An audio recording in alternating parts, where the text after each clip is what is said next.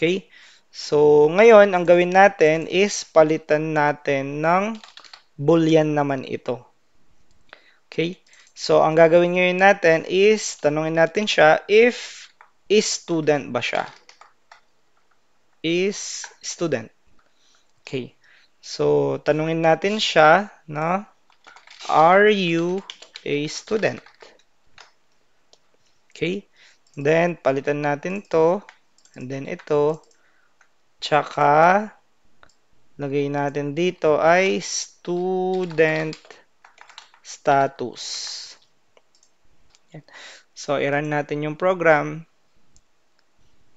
So, ano ka ngayon ang ilalagay natin dito? So, ilalagay natin 1 if true, 0 naman is if false. So, 1, status is 1. Lagay natin dito 0, status is 0. Okay, so mag-run tayo. Lagay naman natin dito is SAS. Okay, so 0 pa rin yan. Kasi consider tayo as false kasi hindi naman 1 yung nilagay natin. So, yan po yung user input natin pagdating sa mga data types.